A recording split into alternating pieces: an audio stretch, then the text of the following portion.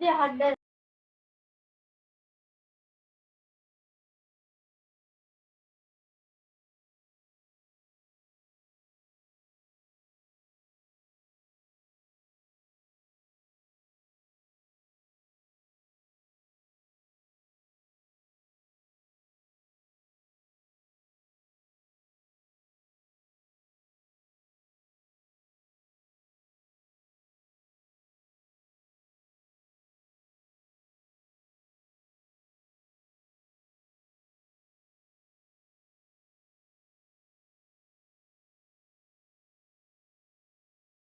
afternoon, everyone. Today's we'll cover the lecture number 9. In the previous lecture, we are covering the lecture half portion. Okay, lecture number 9. It is about Newton's efficiency, meaning its definition and what are different factors affecting the Newton's efficiency. That part has only the factors affecting the Newton's efficiency. Just you revise and you go for the lecture. YouTube link is there on your WhatsApp group. So the student can join the on WhatsApp also.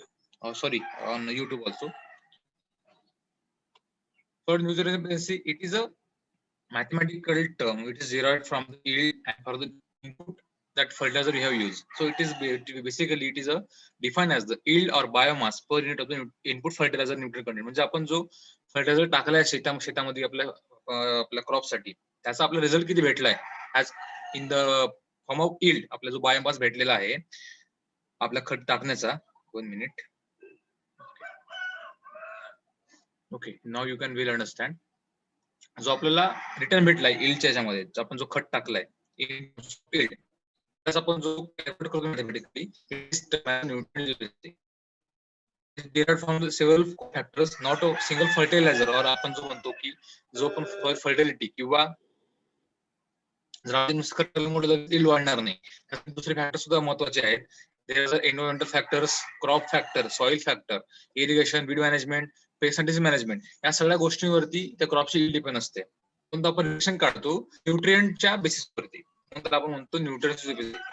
Okay, to calculate the yield in terms of nutrient deficiency, it is beneficial regarding to analyze what our inputs are equally important or not. म्हणजे आपण जे inputs provide करतो सॉइलला ते फायद्यामध्ये आहे की नाही ते आपण चेक करण्याचं काम कुठून करतो न्यूट्रिएंट डिफिशियन्सी. आपण पोटॅशियम, फॉस्फरस, नायट्रोजन किंवा आपण काढू शकतो रिगार्डिंग दॅट ओनली फर्टिलायझर. आता समजा नायट्रोजन आपण 100 किलो टाकलाय, तुम्ही तुमची yield 200 किलो असेल, तो न्यूट्रिएंट 200% वाढलेली आहे. तर तुम्ही 50 किलो टाकला फॉस्फरस तुम्ही 200 केजी आला असेल तर ते 1.5 पटीने वाढलेली आहे. या सगळ्या गोष्टी आहेत त्या कॅल्क्युलेट करण्याच्या.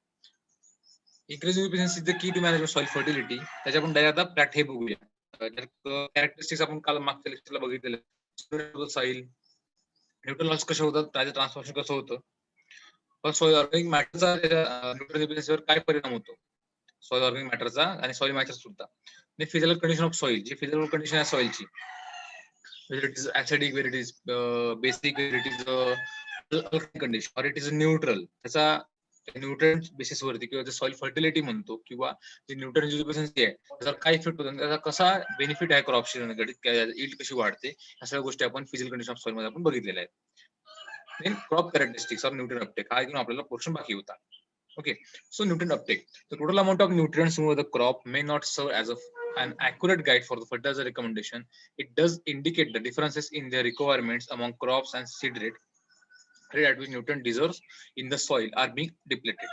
The nutrient uptake may vary depending upon the crops and its cultivars, nutrient level in soil, soil type, soil climatic conditions, plant population, management practices. It is estimated that 8 ton of rice grain remove 160 kg of nitrogen, 38 kg of phosphorus and 224 kg of potassium, 20 kg of sulfur, 320 gram of zinc as compared to a removal of 120 kg of nitrogen, 20 kg of phosphorus, 125 kg of potassium, 23 kg of sulfur and 280 gram of zinc by the 5 tons of wheat from 1 hectare area.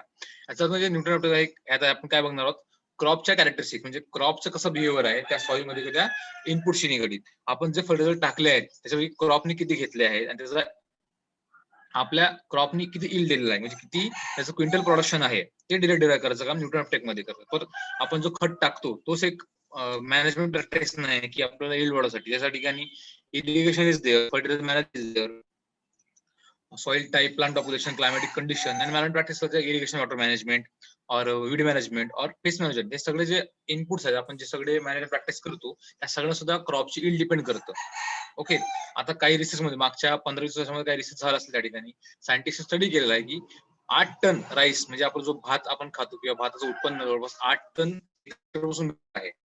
त्या पर हेक्टरी त्या rice क्रॉपनी पर हेक्टरी त्या पूर्ण त्या land मध्ये जवळपास 160 KG nitrogen घेतल्यानंतर आणि अपटेक केलाय. आपण टाकला किती आहे ते मान्य हरकत नाही. तुम्ही जर समजा तुमची 100 किलो किंवा तुम्ही 150 किलो टाकला असेल त्या ठिकाणी, पण प्लांटी घेतला 160, आता सॉइल मध्ये ऑलरेडी अवेलेबल होतं, तुम्ही टाकल्याप्रमाणे त्यांनी पण काय घेतलं असेल. समजा तुम्ही आपला जो डोज आहे फर्टिलायझरचा फॉर राईस, इट इज 100-50-50. आपण 100 केजी नायट्रोजन, 50 केजी फॉस्फरस आणि 50 केजी पोटॅशियम टाकतो. क्रॉपने किती घेतला राईसने या ठिकाणी 160, 38 आणि 224. आता टाकलेल्यापैकी क्रॉपने जास्त घेतलेला आहे. हा तो ऑलरेडी सॉइल मध्ये अवेलेबल आहे काही प्रमाणामध्ये, तिथून क्रॉपने तो आपली बेनिफिट ज्याला लागते गरज त्याने ते घेतलेली आहे. सो इट इज एस्टिमेट और इट इज रिकमेंडेड और it is a research that 8 tons of rice, grain remove, 160 kg of nitrogen, 30 kg of phosphorus, 24 kg of potassium. आता सल्फर आपण टाकत नाही किंवा झिंक टाकत नाही, तरी पण सॉइल मध्ये अवेलेबल आहे. ते अपटेक केले आहे त्या प्लांटने. So it is a nutrient uptake, म्हणजे न्यूट्रिएंट अपटेक प्लांटने किती घेतला आहे आणि त्याची इल्ड किती आली आहे त्याचा जो संदर्भ घेतो, आपण रिलेशन काढतो, त्याला न्यूट्रिएंट अपटेक म्हणतात. आपण जमिनीमध्ये तुम्ही किती टाकला, तुम्ही 100 किलो टाकला असेल, पण प्लांटीने 100 किलो पेक्षा 50 किलो घेतलं असेल किंवा जास्त घेतलं असेल, ते कमी जास्त करू शकतो, depend on the plant condition किंवा त्याला सुटेबल क्लायमेट अवेलेबल आहे का नाही त्याच्यावरून ते प्लांटचं अपटेक डिपेंड करतं. ते वॉटर पण असू शकते किंवा न्यूट्रिएंट सुद्धा आपल्याला अपटेक करणं असेल, त्या गोष्टी डिपेंड करतात बाकीच्या क्लायमेटिक कंडिशन, क्रॉप पॅटर्न वरती, क्रॉपच्या कॅरेक्टरिस्टिक्स वरती. ओके, त्याचा डायरेक्ट रिलेशन आहे आपला इल्ड संबंधी, ना की फर्टिलायझर अप्लिकेशन किती करतो त्याच्यावर डिपेंड आहे. ओके, त्याचं डायरेक्ट रिलेशन आपला न्यूट्रिएंट, कारण जर प्लांट जास्त अपटेक करत त्याची इल्ड जास्त वाढणार, अपटेक करणार नाही इल्ड कमी येणार. Okay, similarly in case of wheat 125 KG nitrogen, 20 KG phosphorus, 125 KG potassium, 23 KG sulphur आणि 280 ग्राम झिंक एवढा जेव्हा वीट कन्झ्युम करतो पर हेक्टरी, तेव्हा तो 5 टन एवढं उत्पन्न देऊ शकतो. पण ते मेंटेन करण्यासाठी समजा तुम्ही सॉइल मध्ये तुमचा 100 किलो नायट्रोजन अवेलेबल आहे, तर प्लांटला तो 100 किलो पूर्णपणे घेणार आहे का नाही, आपल्याला टाकावं लागेल nitrogen. So it is regarding the input nutrient of the crop.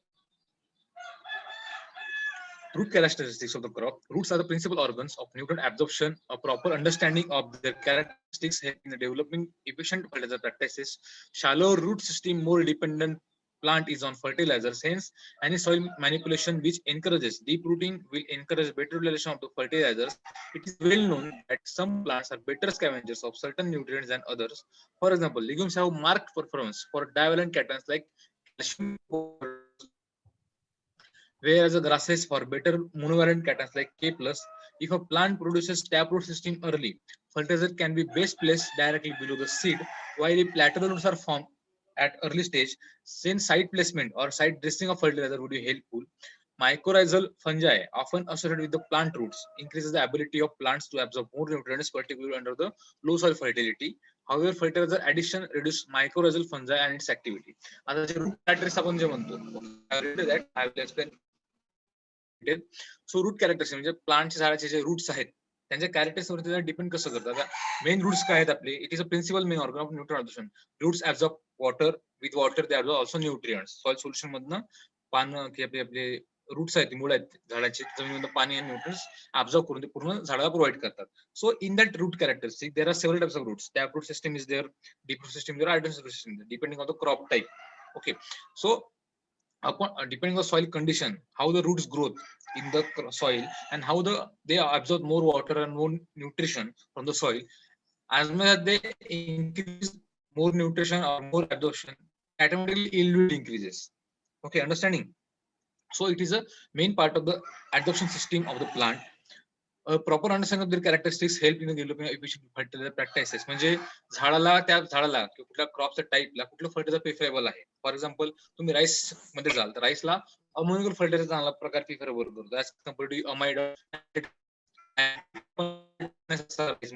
त्याला अमोनियल फार्म जास्त प्रमाणात प्रिफर करतो. आपण टाकू शकतो पण त्याला तो लॉस जास्त आहे, त्याला हळूहळू तो अवेलेबल होतो. पण अमोनियम फर्टिलायझर, अमोनियम नायट्रेट किंवा ammonium nitrogen is a best for the rice crop. Similarly, if you go for maize, if you go for wheat, or if you go for jawar, there is a urea or nitrate is best example or best fertilizer for the nitrogen fertilizers. But we do not apply ammonium fertilizer to that crop because they are not absorb more ammonium from the soil. But in case of rice, it absorbs only rice. In case of rice, it is only a ammonium fertilizer. So depending upon the root characteristic or the crop characteristic regarding the root absorption, so we can follow or we can adjust which fertilizers can be effectively used to gain more absorption of the nutrients from the roots and plant get more nutrient, and it will also produce maximum yield. Then shallow root system more dependent than the plant in an fertilizer. The shallow roots, for example, in sorghum, maize or wheat crop, depth नसते त्यांची, त्याचं deep जात नाही, त्यांची जे roots बरोबर असतात त्यांना फर्टायझर जास्त लागतं, कारण त्यांना जे ऍब्झॉर्प्शन असतं ते फार कमी असतं. ओके, त्याचे शॅलो रूट कॅपॅसिटी आहे, परंतु राईस ऑल्सो त्यांची शॅलो रूट कमी, म्हणजे रूट सिस्टम आहे ते शॅलोवर असते, जास्त ते डीप जात नाही. डीप जात नाही असल्यामुळे ते ऍब्झॉर्प्शन करणार नाही. मॅक्झिमम जो न्यूट्रन्स अवेलेबल सॉइलच्या सेल्युअर मध्ये डीपला असतात त्याच्यामध्ये जास्त अब्झॉर्ब करू शकत नाही, त्याच्यामुळं त्यांना जास्त फर्टायझर लागतात. राईस असेल, व्हीट असेल किंवा दुसरे कुठले क्रॉप जे सिरियल फॅमिलीमध्ये येतात, ते राईस, व्हीट, बाजरा, मेज, जवार, जे पण सिरियल आपण जे म्हणतो तृणधान्य पिके, त्या ठिकाणी त्यांची जे रूट सिस्टीम आहे असं डेव्हलप नसते, त्याचं डीप नसते, त्याच्यामुळे ते जास्त न्यूट्रिएंट्स जमिनीत ऍब्झॉर्ब करू शकत नाही. So they require more fertilizers and they more depend on the fertilizers. Hence any soil manipulation which encourage the deep rooting will encourage better relation of the fertilizer. आपण जेव्हा डीप फ्लोईंग करतो किंवा tillage operation करतो आणि soil manipulation characteristics, त्याच्यामुळे काय होईल की जे खालची सॉइल डीप सॉइल ते आपण वरती येलं जाईल, inversion of soil from deep layer to the surface layer, त्याच्यामुळे जे खालचे जे न्यूट्रिएंट्स आहेत डीप सॉइल मध्ये ते आपण वरती येतील. So it is also tillage सुद्धा रूट कॅरेक्टरिस्टिक डेव्हलप करते, त्याच्यामुळे काय की जो अपटेक आहे प्लांटचा न्यूट्रिएंट्स अपटेक करण्याचा तो सुद्धा इन्क्रीज करू शकतो. So it is well non that plant some plants are better scavengers of certain nutrients than others. For example, if you grow your tur crop or cotton crop, they have very deep root system. Their fertile is very less also as compared to cereal crops. त्याच्यामुळे काय की त्यांची जे deep root system असल्यामुळं ते जास्त पाणी आणि जे न्यूट्रिएंट्स असतात जास्त ते डीप सॉइल मध्ये ते ऍब्झॉर्ब करतात as compare to cereal crop. ते पल्सेस क्रॉप आहेत, legumes, is green gram, black gram, तूर, soybean, groundnut or cotton also, they have a very deep root system. They absorb more nutrients, more water from the deep soil layer, and deep soil layer has having the capacity to store more nutrients as compared to upper surface soil, because in upper surface there are plants growth, there is some weed growth, there are some microorganisms पहिल्या soil लेअरला, त्याच्यामुळे जे nutrients availability ती कमी असते upper soil लेअरला, maximum त्या ठिकाणी, पण जे मोर न्यूट्रिएंट्स आहेत ते डीप सोइल मधून ते प्लांट ऍब्झॉर्ब करू शकतात. त्याच्यामुळे जे सर्टन स्कॅव्हेंजर्स प्लांट्स आहेत, for example legumes are there are cotton, there are more as compared to legumes और higher plants, they consume more nutrients and more water in the deep layers. For example legumes have marked performance for direct cations. जे legumes आहेत आपल्या डाळवर्गीय पिकं, it is a pulses like green gram, black gram, tur, your soybean also, your groundnut also, they have more capacity or more ability or more attraction, which cation, it is a calcium 2 positive. Okay, calcium plus plus, it is a cation, it is a metal ion, it is required for the only for legumes crop. तुम्ही बघाल की आपण जे protein खातो किंवा calcium जो आपल्या बॉडीवर भेटतो मॅक्सिमम लेग्युम्स मध्ये भेटते. So these legume crops are mainly attracted by the cations, they more extract from the soil as compared to cereal crops. Whereas the grasses आहेत, for example wheat, rice, maize or jawar, ते mainly K plus potassium cation जास्त absorb करतात. Legumes to divalent, it is a 2 plus cation Ca, that is calcium 2 plus, and monovalent cation, it is a potassium K plus. They absorb only water. There is a difference between the plant type and scavengers. It is scavengers means what? Scavengers are these organisms or आता ते तुम्ही जर बघा शिकला मध्ये आपण स्कॅव्हेंजरचा meaning different करतो. Okay, स्कॅव्हेंजर्स soil स्कॅव्हेंजर्स कुठले आहेत, जे मायक्रो ऑर्गॅनिझम्स आहेत त्याला आपण स्कॅव्हेंजर म्हणतो, किंवा जे शिडे जे मेलेले प्राणी किंवा काही जर डेड असतात आपण जे कंझ्युम करतात ते स्वतःसाठी डिकम्पोज करतात आपण स्कॅव्हेंजर्स म्हणतो. इन दॅट मिनिंग स्कॅव्हेंजर्स म्हणजे काय की जे मॅक्झिमम न्यूट्रिएंट्स ऍब्झॉर्ब करतात सॉइल मध्ये, त्याला आपण स्कॅव्हेंजर म्हटलं या ठिकाणी. ओके, स्कॅव्हेंजर तुम्ही लिटरली मिनिंग घेऊ नका, याचा डिफरन्स या ठिकाणी वेगळा आहे. If a plant produce taproot system early, fertilizer can be best placed at directly below seed. जर एखादा प्लांट त्याची टॅपरूट सिस्टीम आहे, फॉर एक्झाम्पल पल्सेस और कॉटन, त्यांची जे टॅपरूट सिस्टीम डीप रूट सिस्टीम आहे, तुम्ही जर बघाल त्यांची मुळे तुम्ही जर कधी हातामध्ये मी घेतली असेल रूट शब्द पल्सेस और कॉटन, त्यांची डीप रूट सिस्टीम असेल जवळपास ते 90 ते म्हणजे 90 सेंटीमीटरचे 150 सेंटीमीटर पर्यंत ते त्यांची ग्रोथ होऊ शकते रूटची. एवढ्याची डीप प्रोसेस किंवा टायप प्रोसेस असते ते मॅक्झिमम न्यूट्रिएंट्स डीप सॉइल मधून घेतात. आणि जे आता ते असे जर क्रॉप असेल, for example soybean, for example your इंग्लाम, black gram, soybean, tour, or ground also, or cotton also. So we can apply fertilizer based at the place directly in the seed. म्हणजे सीडच्या खाली आपण डायरेक्ट प्लेसमेंट करू शकतो त्यांची deep system असेल तर. While if the latter roots are form, त्या ठिकाणी जर जसं ब्रांचेस जास्त असलेल्या रूटला fibrous system just like cereal crops, wheat, rice और ज्वार और मेज और बाजरा, त्यांचे रूट्स कसे असतात, लॅटरल रूट्स किंवा त्याला आपण म्हणतो फायबरस किंवा ॲडव्हान्टेज रूट सिस्टम. सो दे फार फॉर्मली त्या ठिकाणी आपण त्या ठिकाणी त्यांच्या सीडच्या खाली आपण ते टाकत नाही फर्टिलायझर, त्याला आपण साईडला टाकतो. म्हणजे त्या ठिकाणी सीड आहे त्याचं बिलकुल साईडला पडलं पाहिजे, त्याच लेंथला पडले पाहिजे. Those roots can effectively absorb more nutrients from that applied fertilizer, whether it is applied, whether they produce taproot system or whether they produce lateral system. So it will be beneficial for the application of fertilizer depending on the crop type and root type. So basically root characteristics can effectively use the fertilizers or nutrients to increase the yield, and it will also helpful to increase the fertilizer user efficiency or nutrient user efficiency. Mycorrhizal fungi often associated with the roots is one biological organism or bioorganism. Mycorrhizal fungi, there are some several bacteria, fungi, okay, or viruses also present in the soil. So mycorrhizal fungi, we consider worm, or there are some or bacteria also, rhizome bacteria, azotobacter, Blue or several organisms are very assigned or very basically they are present near the roots or near the rhizosphere. Near the roots, rhizosphere मध्ये भरपूर काही प्रमाणात micro organisms असतात. ते सुद्धा त्या क्रॉपला, त्या रूट्सला benefit करतात, की हेल्प करतात मॅक्झिमम ऍब्झॉर्प्शन करायला. Okay, there are some mycorrhizal fungi, some bacteria also there. Azotobacter is there, Rhizobium is there, PSB, phosphorus soluble bacteria, Pseudomonas bavieri is there. There are several organisms, about 50 to 100 organisms are present in the rhizosphere of the root. जे माती आहे जवळची, route जवळची, मुळाजवळची, त्या मातीमध्ये जवळपास शेकडोशे bacteria, शेकडोशे organisms आहेत, helpful for the plant nutrition. There is mycorrhizal fungi, bacteria also there, are often associated with the plant roots, increase the ability of plant to absorb nutrients, particularly under low fertility. या ठिकाणी सॉइलची fertility सुद्धा कमी आहे, या ठिकाणी nutrients कमी आहेत, अशा ठिकाणी सुद्धा ते मायक्रोऑर्गॅनिझम्स इफेक्टिव्हली यूज करून प्लांटला नरिश करतात. प्लांट त्याच्यामुळे मोर जे न्यूट्रिएंट्स किंवा वॉटर ते ऍब्झॉर्ब करून प्लांटची यील्ड आणि प्लांटची ग्रोथ चांगली वाढते. त्याच्यामुळे जे आपण म्हणतो फर्टिलायझर इफिशियन्सी किंवा न्यूट्रिएंट इफिशियन्सी ते ऑटोमॅटिकली इन्क्रीज होईल जर प्लांटची यील्ड वाढली या सगळ्या गोष्टींमुळे. So however fertilizer addition, residue, microbial आणि ऍक्टिव्हिटीज, आपण फर्टिलायझर ऍडिशन करतो, त्याचा रेसिड्यू आहे तो मायक्रोबियल फंजा किंवा ऍक्टिव्हिटीला काही नाही अफेक्ट करतो, बिकॉज त्या मायक्रोवेल पॉप्युलेशन किंवा आपण म्हणतो मायक्रोवेल पॉप्युलेशन रूट झोन त्यासुद्धा काही बरोबर अफेक्ट करतं, weather it is a positive effect और वेदर इज निगेटिव्ह इफेक्ट. काही वेळेस त्याची पॉप्युलेशन कमी सुद्धा होऊ शकतं, काही वेळेस त्या मायक्रोवेल पॉप्युलेशन वाढू सुद्धा शकतं, depending on the type of fertilizer and which type on which crop we have use, त्या सगळ्या गोष्टी डिपेंड करतात regarding the root characteristics. And next is a crop rotation. Crop rotation means what, आपण एकाच जमिनीमध्ये तुम्ही क्रॉप घेतलाय, रवीमध्ये दुसरा क्रॉप घेताय, परत समोरून तिसरा क्रॉप घेताय, परत खरीपमध्ये वेगळा क्रॉप घेताय. So it is regarding the changing of crop in a same period of time और in a year in a same land. Okay, it is a मराठीमध्ये त्याला म्हणतात फेर पीक पद्धत. फेर पीक पद्धत म्हणजे पीक आपण चेंज करणं आहे त्या एका लँड मध्ये.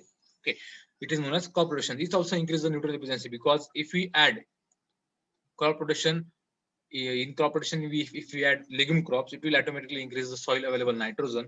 Automatically it will benefit for the next crop after the legumes or after the pulses crop. So automatically the fertilizer efficiency will be increasing. So very less fertilizer will be recommended for that crop and automatically increase will be there. So formula is for the nutrient efficiency is yield upon nutrient applied. वरती metre मध्ये yield असतात. So yield वाढल्यानंतर आणि fertiliser कमी झालं, fertiliser आपण apply कमी केलं पण इल्ड जास्त वाढली, ऑटोमॅटिकली तुमची न्यूट्रिएंट बेसिस जास्त असणार आहे. So for that crop rotation is very important. Is a culture practice generally followed in all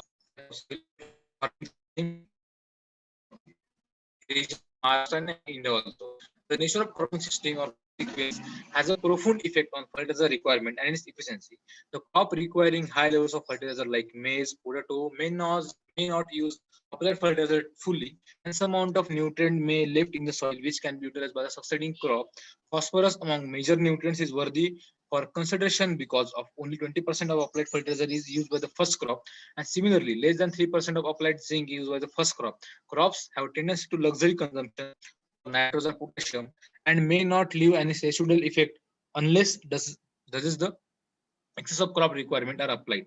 While if suboptimal dose of fertilizer are applied to a crop, they may leave in a much exhausted condition. Fertilizer requirement of certain crop may increase. The legume leaves nitrogen in root residue in the soil for succeeding crop and thus reduce the nitrogen requirement. आता crop rotation म्हणजे काय की समजा तुम्ही खरीप मध्ये rice grow केलाय, मध्ये तुम्ही धान ग्रो केलाय, तुमच्या समोर व्हॅल्यू लँड ठेवलाय. So it is crop rotation from rabi to summer to kharif to rabi और वापस समर टू खरीप पर्यंत तो क्रॉप रोटेट होत आहे. म्हणजे लँड एकच आहे पण तो क्रॉप रोटेशन त्या ठिकाणी होत आहे. एका सीझन मध्ये तुम्ही राईस ग्रो केला, एका सीझनला तुम्ही दुसरा क्रॉप घेतलाय, परत तुम्ही दुसऱ्या सीझनला परत दुसरा क्रॉप ग्रो करू शकता. So it is a crop rotation between serial and pulses. एकदा तुम्ही गवतीवर जे आपण तृणधान्य पिकं घ्या, दुसऱ्या सीझन मध्ये तुम्ही गडधान्य पिकं घ्या.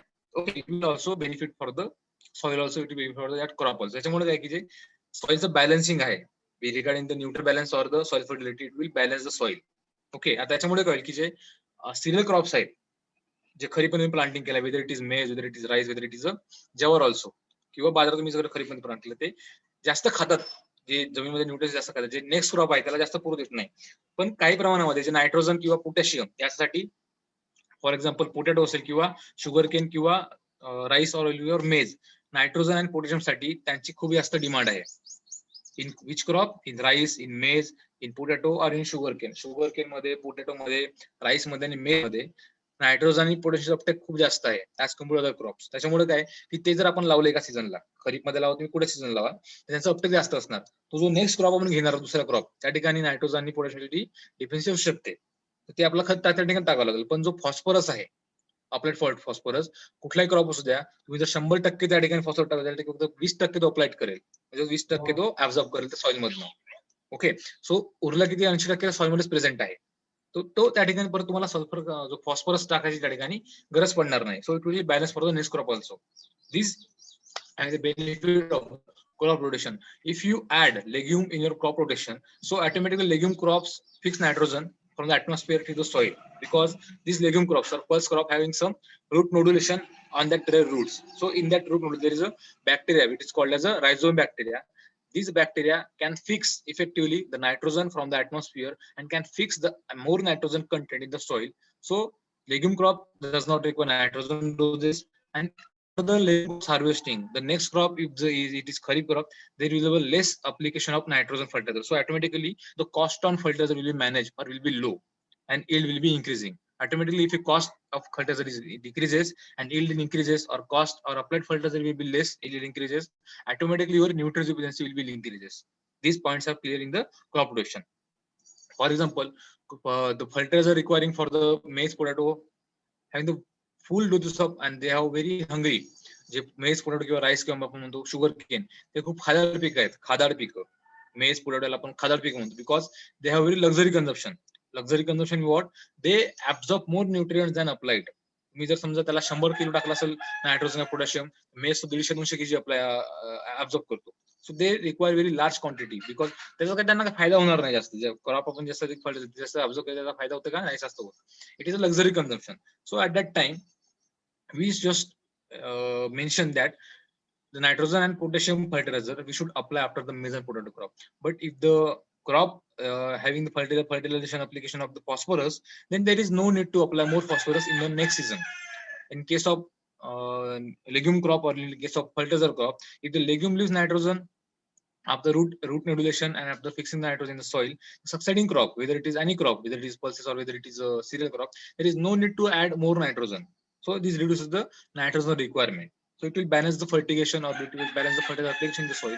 Automatically reduce the cost of fertilizer, automatically reduce the fertilizer application, and yield will also increases, and soil balance or soil health will be minimized. So it is regarding the crop rotation. अशा प्रकारे आपण त्याची nutrient वाढवू शकतो. then fertilizer characteristics and their management techniques. So in that point, what are the different types of fertilizer? Which fertilizer is used in which crop? म्हणजे कुठल्या crop कुठला fertiliser use करतो, त्याचा काय इम्पॉर्टन्स आहे, त्याचा किती त्या आपल्या क्रॉपला बेनिफिट भेटणार, त्याच्यामुळे त्याची क्रॉपची इल्ड किती लागणार आहे, त्या क्रॉपला ते फर्टिलायझर किती क्वांटिटी मध्ये लागणार आहे, या सगळ्या गोष्टी आपण जरी स्टडी केल्या, ऑटोमॅटिकली आपली इल्ड जास्त वाढणार आणि न्यूट्रिशन एफिशियन्सी किंवा फर्टिलायझर एफिशियन्सी आपण ते मेंटेन करू शकतो आपण किंवा इन्क्रीज करू शकतो.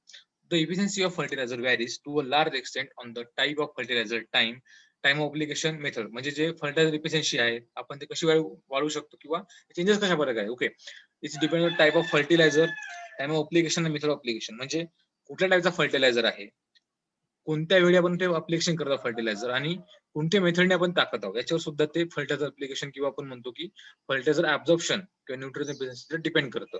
Depends of fertilizer is depend on fertilizer type, time of application and method of application of the fertilizer. So first we see the type of fertilizer. In fertilizer types, further differing both their nutrition content and form. You very well know in previous lecture what are different types of fertilizers. Nitrous fertilizer, there are solid form, liquid form. There are several there are form. Powder form is there, solid form is there, liquid form is there. There are pellets or there are liquids. There are different types of fertilizer regarding nitrogenous, phosphorus, potassic, micronutrients, secondary nutrients also there. So according to depend on the type of fertilizer, it will also enhance the fertilizer use efficiency. In case of nitrogenous fertilizer, nutrient present in fertilizer, in case of nitrogen fertilizer, the nutrient present in the ammonium nitrate and amide form. Similarly, in case of phosphate fertilizer, phosphorus present in the water soluble, citric soluble, and citrate soluble insoluble form. The nutrient content of fertilizers may also differ in largely. आता आपण कुठल्या क्रॉपला कुठल्या fertiliser, for example जो ammonium nitrogen आहे, ammonium nitrogen fertiliser हा आपण rice crop मध्ये provide करतो.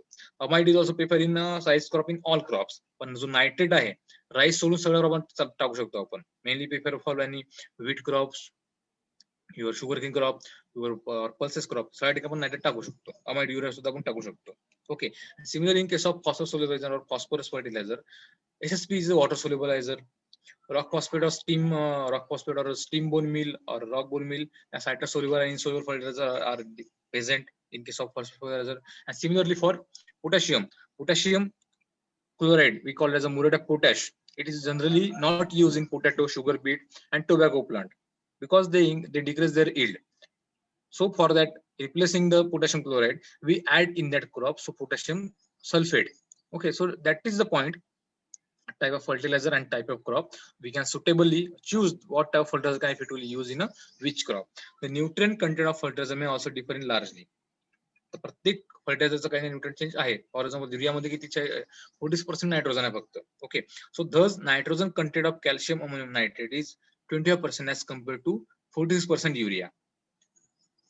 अमोनियम 25.5% अमोनियम सल्फेट आणि 82% अनर्सोन. प्रत्येक फर्टिलायझर जो ग्रेड आहे किंवा त्याचे कंटेंट आहे त्या फर्टिलायझरचे काही ना काही कमी असतात. Nitrogen also present in a compound fertilizer as in component of DAP, it is diammonium phosphate, 18% nitrogen and 40% P2 is potash.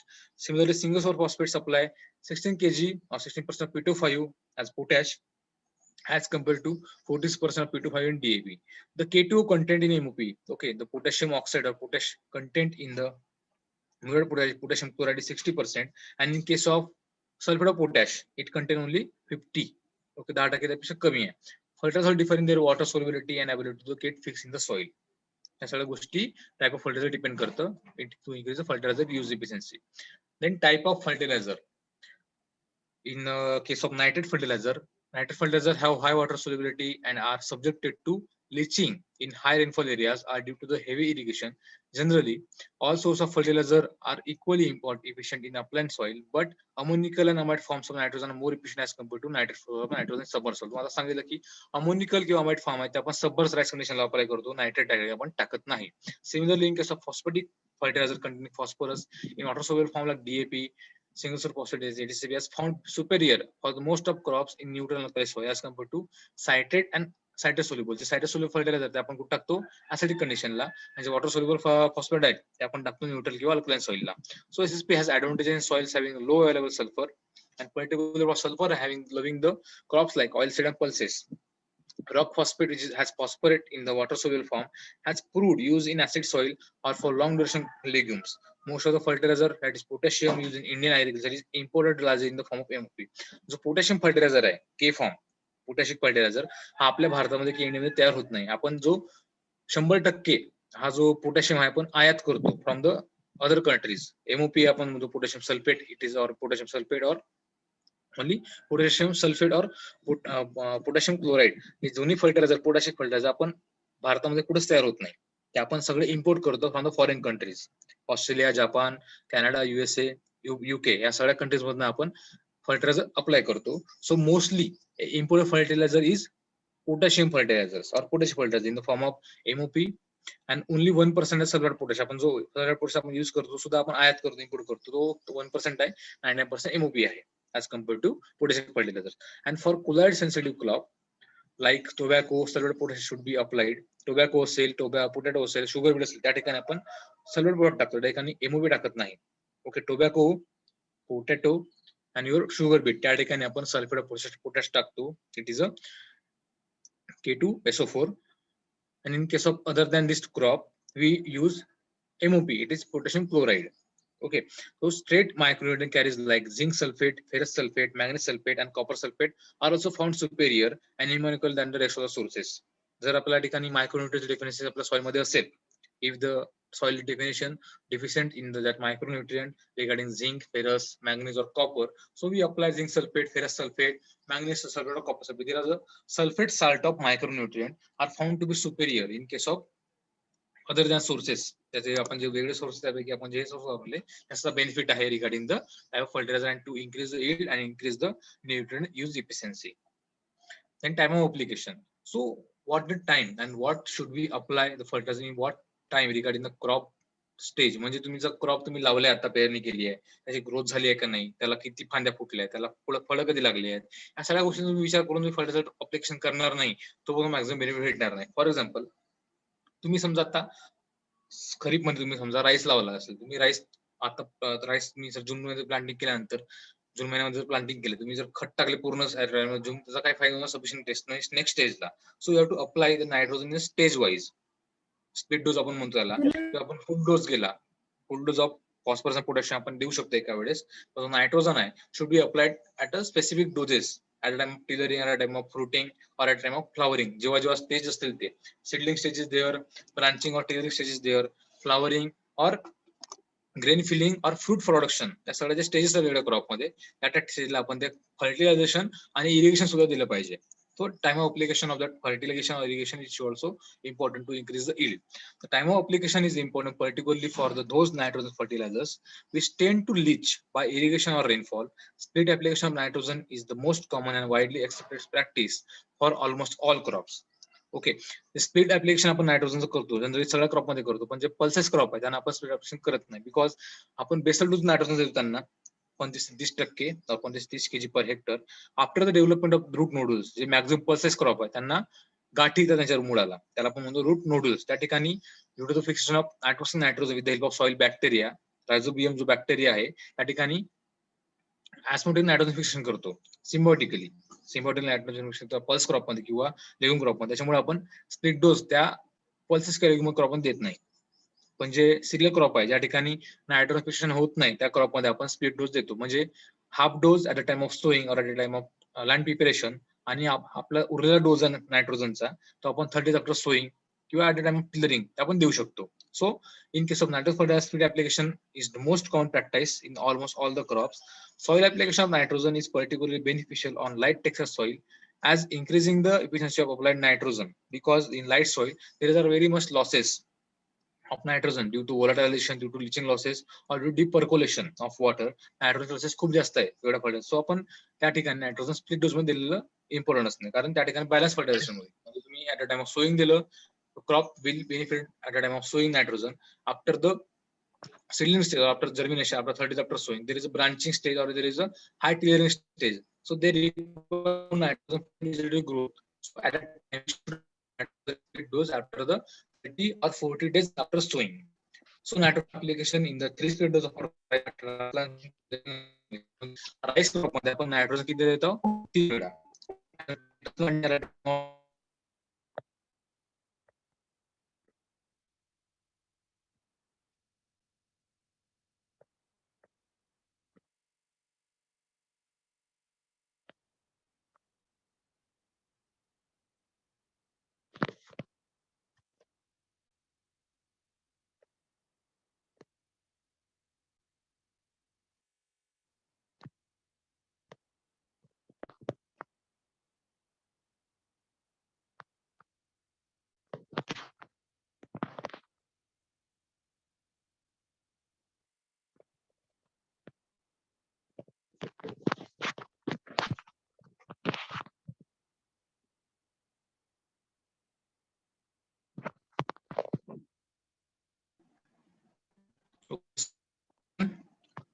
I lost my network, so that lecture was breaking.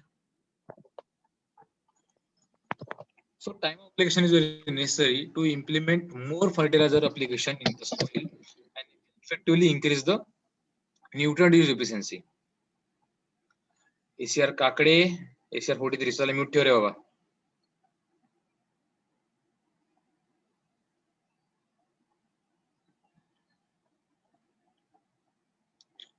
Similarly, in case of rice crop, we apply nitrogen in 3 split dose, म्हणजे 3 doses मध्ये आपण nitrogen rice क्रॉपला plaint आपण provide करतो. पहिले dose कधी, समजा तुम्ही जर 100% नायट्रोजन टाकत असाल, 100 किलो नायट्रोजन तुम्ही टाकत असाल आपल्या राईस मध्ये, तो 50% डोस आहे ना, 50% डोस और मे बी 40 केजी. ओके, 50 आपण 100 केजीला आपण डिवाइड करू 3 स्टेट डोस मध्ये, 40 kg at a time transplanting, आणि 60 डोस आहे 30 kg at a time of tillering आणि 30 kg at a time of panicle stage. अशा प्रकारे डोस देऊ शकतो. आणि for maize it is in 3 stage only. सोईंगला, किनिहाय स्टेजला आणि टेसलिंग. किनिहाय स्टेज म्हणजे काय, जेव्हा क्रॉपची वाढ होते त्याला आपण किनिहाय स्टेज म्हणतो. इट इज जेव्हा क्रॉपची हाईट आपल्या गुडघ्यापर्यंत असते, ओके, त्याला आपण म्हणतो किनिहाय स्टेज. आणि टॅसलिंग म्हणजे काय, it is a male flower. Silk and tasseling 2 flower असतात मेज मध्ये. सिलिक म्हणजे फिमेल फ्लॉवर आणि टॅसलिंग म्हणजे मेल फ्लॉवर. म्हणजे फ्लॉवरिंग स्टेजला सुद्धा आपल्याला फर्टिलायझर अप्लिकेशन करणं महत्वाचं आहे. ओके, अशा प्रकारे आपण जे depend on crop type, depending on the crop stage, आपण ते टाइम अप्लिकेशन करायला पाहिजे. इफ फॉर एक्झाम्पल तुमच्याकडे समजा ग्रीन ग्राम असेल, so full dose of NPK should be given at time of sowing. No further application of any fertilizers in a pulses crop. म्हणजे जेवढे legume किंवा पल्सेस क्रॉप आहे त्या ठिकाणी तुम्ही एकदाच नायट्रोजन मस्त आहे. पण for example if your crop is a groundnut, if your crop is soybean, so they require more nitrogen for the oil production. So they also require sulfur, so we add sulfur in the pod development stage. We add potassium or phosphorus to increase their nitrogen, increase their phosphorus content, to increase calcium content, to increase oil content. So we add depending on the crop requirement, क्रॉपला कशा प्रकारे त्याचा फायदा होतो आपण ते सुद्धा आपण टाइम त्याचं ठरवू शकतो की आपण कधी फर्टिलायझेशन करायला पाहिजे. In case of phosphatic and potassium fertilizer as well as zinc or copper among the micronutrient cations, all the quantity applied as sowing gives the best result for the most of the crops. म्हणजे जो Basel dose आहे, पूर्ण फुल dose of potassium, phosphorus, zinc and copper, जे आपण sowing करतो किंवा आपण transplanting किंवा प्लांटिंग करतो त्याच टाइमला आपण पूर्ण डोस द्यायला पाहिजे. आपण स्प्लिट डोज मध्ये देऊ शकत नाही.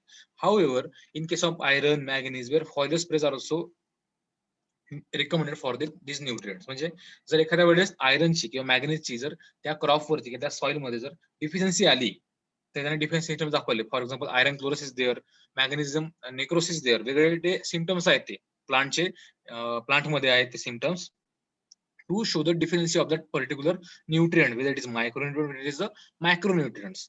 त्याचा आपण तो स्प्रे करू शकतो. फॉर एक्झाम्पल आयरन मॅग्नेशियम, म्हणजे आयरन सल्फेट आहे आपल्याकडे फर्टिलायझर किंवा मॅग्नेश सल्फेट आहे, त्याचं सोल्युशन बनवायचं पाण्यामध्ये आणि तो आपण जसा फवारणी करतो तशी त्याला फवारणी मारायची.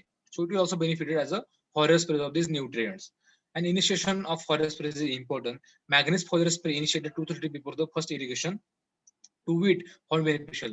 आणि त्याचा इफेक्ट सुद्धा चांगल्या प्रकारे भेटलेला आहे आपल्याला. जो मॅग्नेस फर्टिलायझर आपण फॉलियर अप्लिकेशन केला आहे 2 ते 3 दिवसापूर्वी, जेव्हा फर्स्ट इरिगेशनला, तर तुमचा बेनिफिशियल भेटला आहे. Similarly foliar application of iron is given as soon as deficiency symptoms appear, or even foliar application of urea, DAP, or iron and manganese are effectively used in Marathwada or in Vidarbha region in cotton crop to increase the number of balls and to increase the cotton yield. Okay, जे ball आपण म्हणतो की जे बोंड असतात कॉटनचे, त्याला आपण कापूस लागतो, पराठीला आपण बोंड म्हणतो. त्या बोंडांमधून कापूस बाहेर पडण्यासाठी किंवा चांगल्या प्रकारे हार्वेस्टिंग करण्यासाठी किंवा चांगले जास्त मोठे बॉल लागण्यासाठी आपण युरियाचा, डीएपीचा, जेव्हा फ्लॉवरिंग झाल्यानंतर, फ्लॉवरिंगला किंवा फ्लॉवरिंग येण्यासाठी चांगलं किंवा बॉल चांगला फॉर्मेशन होण्यासाठी आपण ते परत त्यांना देऊ शकतो. So depending upon the crop stage आणि पर्टिक्युलर ऑपरेशन किंवा त्याची पर्टिक्युलर त्या ठिकाणी त्याला गरज काय त्या न्यूट्रिएंटची, त्याच्यावर सुद्धा आपण ते टाइम ऑपरेशन करू शकतो. Then method of application. There are several methods of application. We have previously seen in the previous lecture. There are broadcasting, top dressing. Broadcasting at the time of sowing, top dressing is there. Placement method is there, low soil placement, or there are side dressing is there, heel placement is there. There are several methods of fertilizer application. Similarly, depending on the crop type, depending on soil type, and how we are sowing the crop. Okay, so त्याच्यानुसार आपण method application choose करू शकतो. Various techniques have been developed to improve the efficiency of applied nutrients since the nitrates are easily leached and lost by the denitrification. Degradation of ammonium contents or ammonium reduction fertilizer by using nitrification inhibitors in the rice field with intermittent flooding help in the increasing nitrogen efficiency. आता आपण जो fertiliser करू नका कुठे rice crop मध्ये करा. Okay, so in case of rice त्या ठिकाणी नायट्रेट फर्टिलायझर देण्यापेक्षा आपण त्या ठिकाणी अमोनियम फर्टिलायझर त्या ठिकाणी, बिकॉज ड्यू द फ्लडिंग और due to the leaching loss are there in more case of nitrate. Nitrate मध्ये लिचिंग लॉस खूप जास्त आहे आणि ते डिनायट्रिफिकेशन करून किंवा डिग्रेडेशन करून ते लॉस खूप जास्त आहे ठिकाणी नायट्रेटचा. पण त्या ठिकाणी आपण नायट्रेट आपण जर अमोनियम फर्टिलायझर टाकलं in case of rice field, so it will automatically increase the nitrogen efficiency. त्या ठिकाणी नायट्रोजन इफिशियन्सी त्या ठिकाणी ते चांगल्या प्रकारे इन्क्रीज करेल. So in case of rice, we should use ammonical form of fertilizer. No nitrate fertilizer is used in a puddle condition soil or flooding condition of soil, because nitrate fertilizer is easily leached out and ammonium fertilizers are maintained in that water balance to increase the nitrogen use efficiency. Nitrogen imitators indigenous materials like neem and currants cake also have been used. आपण जेव्हा nitrogen fertiliser टाकतो, urea nitrate, त्याला आपण coating करायची नीम powder किंवा करंज cake असते आपलं. ओके, करंज केक, करंजीचे जे बिया असतात त्याला वाढवून त्यांना बारीक जो पावडर करायचा, निमच्या पासून आपण बारीक पावडर करून तुम्ही त्या फर्टिलायझरला थोडं ऑइल मिक्स करून तुम्ही लावू शकता. पाणी त्या ठिकाणी ऑइल मिक्स करायचं, किंवा आपण जो केरोसिन ऑइल म्हणतो ते तुम्ही टाकून त्या ठिकाणी ऑइल तुम्ही टाकू शकता, किंवा ग्रीस सुद्धा तुम्ही लावू शकता. सो ऑटोमॅटिकली नीम पावडर और karanj powder cake will adders to that fertilizer grain, म्हणजे जे फर्टिलायझर ग्रॅन्युल्स आहेत किंवा फर्टिलायझरचे पार्टिकल्स आहेत सबस्टन्स त्या ठिकाणी नीम केक चिकटून राहतील त्या ठिकाणी, त्याला कव्हरिंग प्रोव्हाइड करतील. सो त्याच्यामुळे काही आपण जमीन टाकायचे लिचिंग लॉस होणार नाही किंवा त्याचे ओव्हरडक्शन होणार, त्याला कव्हरिंग आहे नीमचं किंवा करंज केकचं. Also some sole use of nitrogen fertilizers are urea form, isobutyl diurea, coated urea such as neem of sulphur coated urea, और there is some urea briquettes or some urea pellets also present. मागच्या lecture तुम्हाला सांगितलं ते अक्षर काय आहेत का नाही, ते प्रॅक्टिकल तुम्हाला डिटेल मध्ये सांगता येईल. Okay, this are the slow releasing fertilizers to reduce the losses of nitrogen in the soil. Root zone placement of urea, super granules or urea briquettes appear to be a better way of placing nitrogen in the rice field for reducing the volatile losses as ammonia in high pH soil. ज्या ठिकाणी pH जास्त हाय आहे, म्हणजे त्या ठिकाणी कुठली condition आहे, alkaline condition आहे, त्या ठिकाणी नायट्रोजन लॉसेस खूप जास्त आहे ड्यू टू द ओरलेशन. त्या ठिकाणी आपण जर युरिया सोबत जर सुपर ग्रॅन्युल्स टाकले, ठिकाणी ब्रिक्वेट्स टाकले, त्या ठिकाणी त्यांचं लॉसेस कमी होणार. व्हॉट? युरिया सुपर ग्रॅन्युल्स और urea super briquettes effectively reduce the losses of nitrogen in the high pH soil condition. We will reduce the oral losses as ammonia. Ammonia त्या ठिकाणी लॉस कमी होणार आणि त्या ठिकाणी मॅक्झिमम रिटेशन होणार त्या nitrogen fertilizerचं, and it will automatically increases the yield. In coarse texture soil, urea applied in the 3 equal split doses has been shown better performance. ज्या ठिकाणी coarse texture म्हणजे ज्या ठिकाणी sandy soil आहे, ज्या ठिकाणी एकदम रेताळ जमीन आहे, त्या ठिकाणी रेती जास्त आहे, किंवा त्या ठिकाणी sandy soil आहे, त्या ठिकाणी पाणी किंवा फर्टिलायझर त्या ठिकाणी जास्त प्रमाणात राहू शकत नाही, अशा ठिकाणी आपण जो नायट्रोजन किंवा फर्टिलायझर आहे मॅक्झिमम रिगार्डिंग नायट्रोजन, त्या ठिकाणी युरिया जो अप्लाय आपण तो 3 डोस मध्ये अप्लाय करायला पाहिजे to get more better performance. Placement of nitrogen fertilizer both in summer and winter crops is superior to broadcasting. Placement of nitrogen fertilizer also reduce volatile losses and for application nitrogen found useful for under the repeat condition. आपण त्याचा broadcasting करू शकता, placement करू शकता with the help of seed drill, with the help of deep placement, close hole placement, or side dressing is also there. किंवा तुम्ही त्याला forest spray सुद्धा घेऊ शकता. युरियाचा तुम्ही 2% जो आपण स्प्रे जरी बनवला सोल्युशन, तुम्ही तो सुद्धा कुठल्या क्रॉप मध्ये तुम्ही स्प्रे करू शकता. It also recommended in rainfed condition. Placement of water phosphatic fertiliser is better than this broadcast. जे वॉटर सोल्युबल फर्टिलायझर्स आहे, SSP is there, DAP is there, त्यांचा प्लेसमेंट साठी आपण प्लेसमेंट केली is very beneficial as compare to broadcast condition, because it is a fixation. जे आपण nitrogen percentage P2 content आहे, समजा ही सॉइल आहे, ओके, या ठिकाणी तुम्ही स्प्रेडिंग केलं आहे कुठलं P2O5 फर्टिलायझरचं, P2O5. ओके, आता हा काय करतो, सॉइल मधले जे इंटरॅक्शन होईल, हा ऍडिशन करणार सॉइलला. सॉइल मध्ये पार्टिकल असतात, सॉइल मध्ये ऍड केल्यानंतर त्या ठिकाणी कॅल्शियम असतं. ओके, सॉइल मध्ये कॅल्शियम असतं, अल्युमिनियम असतं,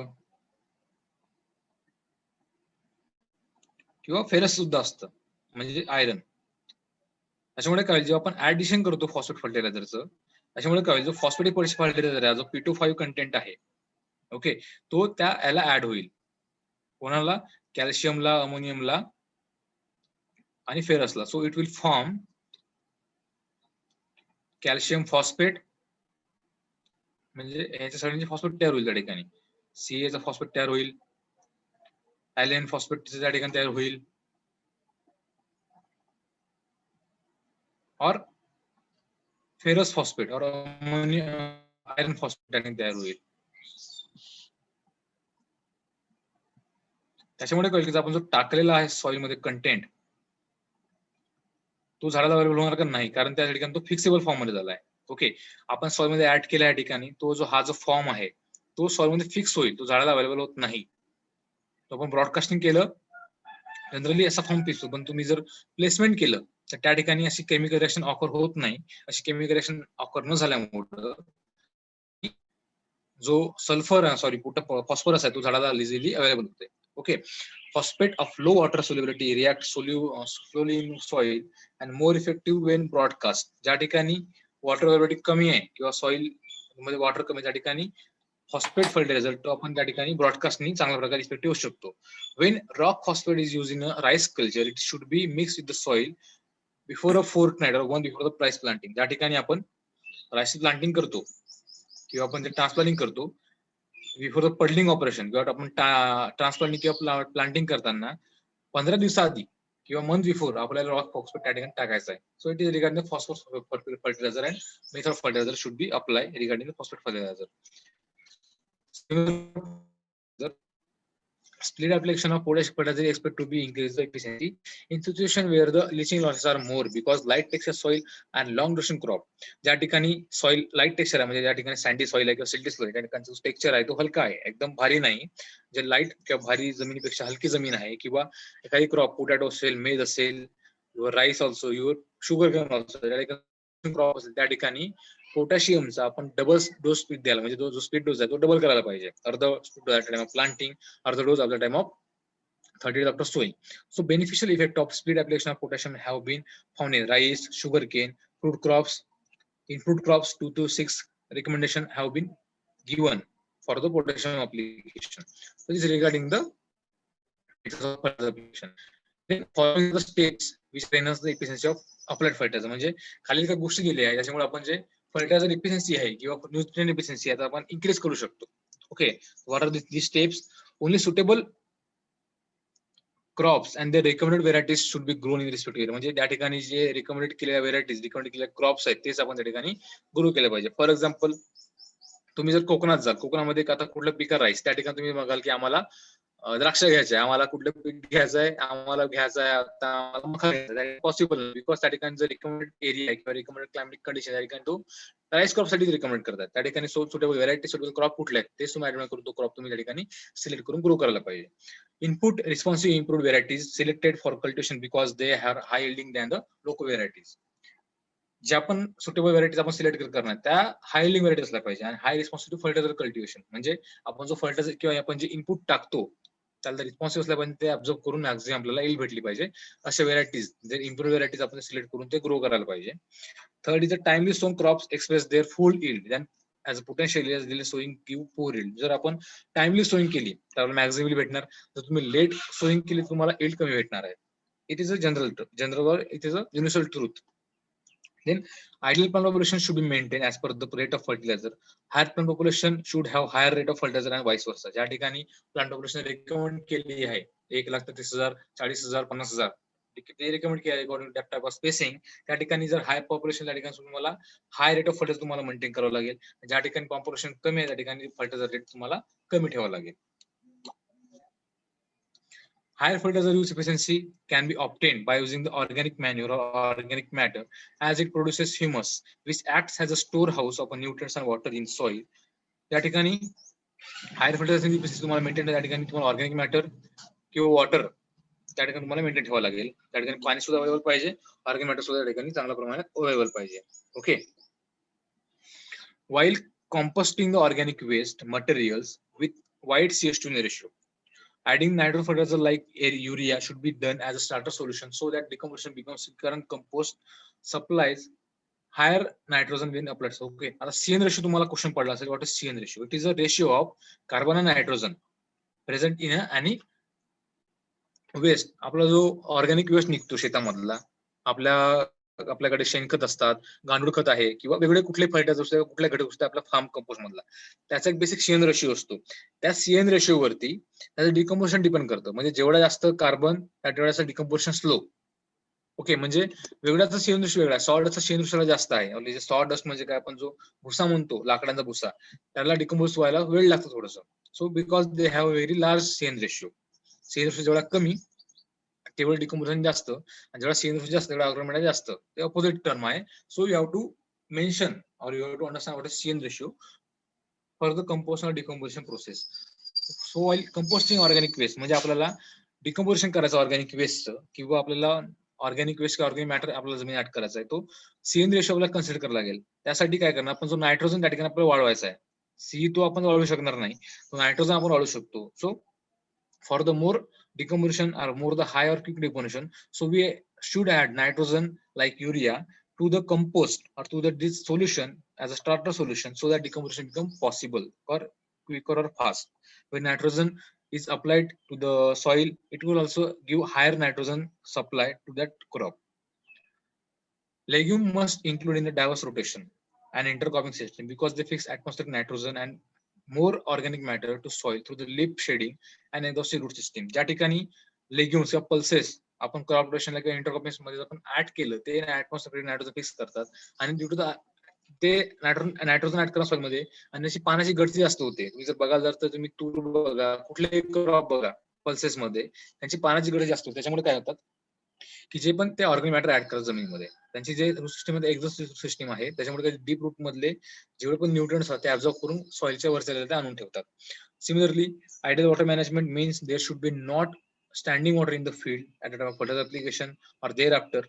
Crops should be irrigated lightly only at a critical stages so that the nutrients are well utilized and the water is not also wasted, which increases the crop yields and enhances the fertilizer efficiency. So irrigation is the best, or it is a well equipment, or it is a practice to increase the water efficiency and to increase nitrogen fertilizer efficiency. It also beneficial for the increase in the yield of the crop. आता irrigation कधी करायला पाहिजे आणि कधी न करायला पाहिजे हे त्या फार्मरला आणि त्या सायंटिस्ट वेअर सुद्धा कळलं पाहिजे. आपण फर्टिलायझर किंवा पाणी किती मेंटेन ठेवायला पाहिजे आपल्या जमिनीमध्ये, जेणेकरून आपली क्रॉप जास्त, जर जास्त पाणी झाला तर तुमची yield कमी येणार, पाणी कमी झालं तरी तुमची कमी गेलं. So optimum plant should get optimum condition of water, म्हणजे पाण्याचा जो आहे उपलब्धता किंवा पाणी मिळण्याची क्षमता आहे ती ऑप्टिमम, म्हणजे ज्याला जेवढी गरज तेवढेच आपण त्या पाणी दिलं पाहिजे. अति पाणी, कमी पाणी त्याची yield सुद्धा कमी करणार आहे. But for example in rice crop त्याला पाणी जास्त लागतं, ते सुद्धा आपण ते मेंटेन करू शकतो. त्याला जे आपण म्हणतो की त्याला पडलिंग कंडिशनला पाणी लागतं, स्टॅग्नेटेड वॉटर लागतं राईस कंडिशनला, ते पण आपण मेंटेन करू शकतो. त्याला जास्त पाणी लागत नाही, 5 ते 10 सेंटीमीटर एवढं पाणी त्या जमिनीत राहायला पाहिजे, एवढी कंडिशन मेंटेन ठेवणं गरजेचं in case of rice crop. The ninth, fertilizer scheduling must be based on the soil test values to estimate the nutrient deficiency and its luxury consumption. आपण जे before the cultivation of soil crop or before the cultivation of any crop, we should go for the soil testing. आता समजा तुमच्याकडे आता मे महिन्यात चालू आहे सगळ्याकडे, आता तुमच्याकडे जर कुठला क्रॉप नसेल तर तुम्ही ते सॉइल सॅम्पलिंग करा त्या ठिकाणी तुमच्या फील्ड मधली, ते वेळ अनालाइज करा एखाद्या लॅब मध्ये. आवाज कोणाचा आहे रे? आवाज वाढू नका कोणी. ओके, जे सॉइल टेस्टिंग आहे तुम्ही करायला पाहिजे. सॉइल टेस्टिंग तुम्ही एखाद्या लॅब मध्ये करा, गव्हर्नमेंटच्या लॅब मध्ये करा, कुठल्या ऍग्रिकल्चर कॉलेजला करा. ते तुम्हाला 200 रुपये 250 रुपये घेऊन तुम्ही नायट्रोजन, फॉस्फरस आणि पोटॅशियम तुम्ही अनालाइज करू शकता. अनालाइज करून तुमच्या सॉइल मध्ये तुमच्या क्रॉपला लागणारे जे न्यूट्रिएंट्स आहेत, वेदर इज नायट्रोजन, फॉस्फरस और पोटॅशियम, तुमच्या सॉइल मध्ये किती प्रमाणात आहे, किती द्यायला पाहिजे फॉर द डिफरंट क्रॉप्स, तुम्ही कुठला क्रॉप ग्रो करणार आहे ते रेकमेंडेशन तुम्ही घेऊ शकता. त्याला म्हणतात fertilizer scheduling according to soil test based response. So तुम्ही जे लक्झरी कन्झम्पशन आहे, म्हणजे काय, तुम्ही जर नायट्रोजन किंवा पोटॅशियम टाकला तर तुम्ही त्या ठिकाणी जर पोटॅटो किंवा मेस क्रॉप घेतला, ते नायट्रोजन फॉस्फरस खूप जास्त प्रमाणात गेन करतात, त्याच्यामुळे त्याला म्हणतो लक्झरी कन्झम्पशन. त्याचे जास्त खातात ते क्रॉप, ते तुम्ही ते रिमूव्ह करू शकता. तुम्हाला जे रिक्वायरमेंट आहे, म्हणजे तुमच्या सॉइल मध्ये ऑलरेडी नायट्रोजन किंवा फॉस्फरस जास्त प्रमाणामध्ये आहे, तुम्ही जास्त टाकू नका fertilizer. So it will be give from the soil testing. 10. The phosphorus, potash, and part of nitrogen applied as a basal, and the rest of the nitrogen is applied in 2 to 3 split doses, depending on the soil type and soil moisture regime.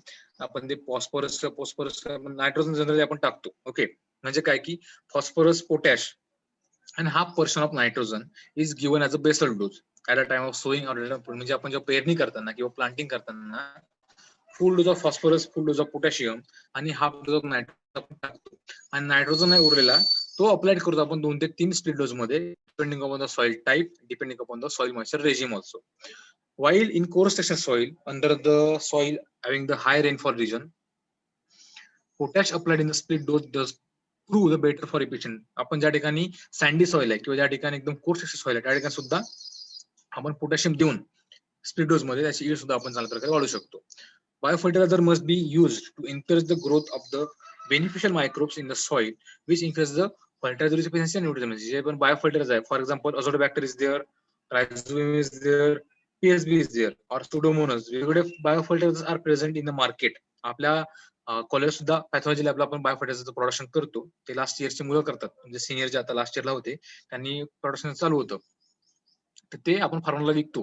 Weather it is 250 ग्रामचं pocket असतं, ते आपण 40-50 रुपयाला आपण ते विकतो. It is अझोटोबॅक्टर, rhizobium, जापानी वेगळ्या क्रॉपसाठी वेगळे क्रॉप्स आहेत. परत PSB, phosphorus soluble bacteria, Azospirillum, there is fungi, blue green algae किंवा अझुला, किंवा परत बरेचसे असे मायक्रोऑर्गॅनिम्स किंवा आपण आहेत ते आज बायोफर्टिलायझर मध्ये युज करतो. बायोफर्टिलायझर कुठे युज करतो? सीड ट्रीटमेंट करतो आपण, जे बियाणाला औषध लावतो. तेव्हा सांगितलं मागच्या लेक्चर मध्ये झालेला FIR. ओके, FIR चा सीड ट्रीटमेंट करताना आपण तो जनरल रूल आहे, फंगिसाइड, इन्सेक्टिसाइड, देन रायझोबियम म्हणजे बायोफर्टिलायझर. त्यासाठी आपण जे वेगळे बायोफर्टिलायझर आपण शिकलेले आहेत मागच्या लेक्चर मध्ये. ओके, ते आपण बायोफर्टिलायझर डायरेक्ट आपण त्या ठिकाणी ऍड करू शकतो regarding the Rhizobium, phosphorus, Azotobacter to increase the nutrient. म्हणजे रायझोबियम टाकल्यानंतर काय होईल, पल्सेस क्रॉप आहेत आपले जे लेग्युमिनस क्रॉप आहेत, त्या ठिकाणी गाठी असतात, त्याच्या रूटला गाठी असतात. जे रायझोबियम काय करतं, it is a fix nitrogen, atmosphere मध्ये नायट्रोजन तो फिक्स करतो symbiotically with the association with the crop. आणि जो अझोटोबॅक्टर किंवा अझोस्पिरिलम आपण युज करतो स्टिलर क्रॉप मध्ये. जो पीएसबी आहे, फॉस्फोसोलिक बॅक्टेरिया, सगळ्या क्रॉप मध्ये चालतं. अशा प्रकारचे डिफरंट बायोफर्टिलायझर काय आहेत, आपण ते कुठल्या क्रॉप मध्ये युज करू शकतो to increase the water efficiency, fertiliser efficiency आणि nutrient efficiency. Phosphate either alone or in a combination with potassium should be placed about 5 cm below the seed layer and 6 to 7 cm away from the seed row to encourage the purpose rooting and to avoid seed fertilizer contact, and dry fertilizer must be placed in moist zone. आता जे phosphate किंवा potassium म्हणतो तो एक तर क्रॉपच्या 5 centimetre deep गेला पाहिजे आणि त्या सीड पेक्षा 5-7 सेंटीमीटर आपण दूर फेकलं पाहिजे. कारण त्याच्यामुळे काय होईल की जे मॅक्झिमम ग्रोथ आहे, मॅक्झिमम अपटेक ते प्लांट किंवा त्याचे रूट्स आहेत ऍब्झॉर्ब करतील आणि जे चांगली ग्रोथ चांगल्या ठिकाणी होईल, त्याची रुटिंग जास्त होईल. So these are some terms, or these are some beneficial practices or some factors which are affect the nutrient efficiency, and these are some practices effectively can use to increase the fertilizer efficiency or nutrient efficiency. Okay, सगळ्यांनी आपला video on करा. Lecture झालं आता आपलं. जे present आहे त्यांनी video on करा आणि हँड रेज करा. I will take attendance. आणि जे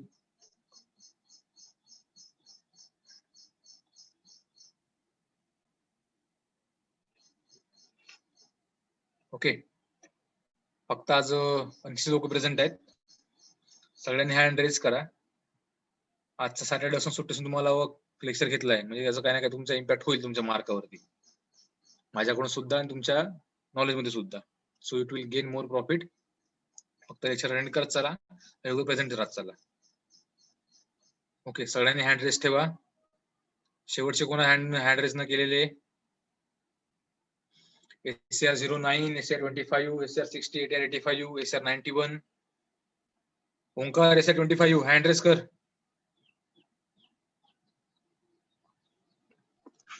हँड रेज करा बाकीच्यांनी. म्हणजे टच केल्यावर होईना झालंय. बाकीच्यांनी हँड रेज करा. SCR 85, raise your hand. SCR 91, SCR 003, SCR 48, SCR 009, SCR 65, SCR 20, SCR 08. काहीच लोकांनी हँड रेज केलेला फक्त. सगळ्यांनी हँड रेस करा. तुमचे अटेंडन्स तेव्हाच लागणार, ज्यांनी ज्यांचे हँड रेस दिसणार मला त्यांचे अटेंडन्स लागणार फक्त. Okay. If you have doubt तुम्ही विचारू शकता. तुम्हाला काही डाऊट असेल यू कॅन आस्क क्वेश्चन्स. जर तुम्हाला काही डाऊट असेल रिगार्डिंग दिस टॉपिक न्यूटन इफिशियन्सी, हा खूप वाईड टॉपिक होता म्हणून तुम्हाला काल अर्ध घेतला आणि आज अर्ध घेतलाय.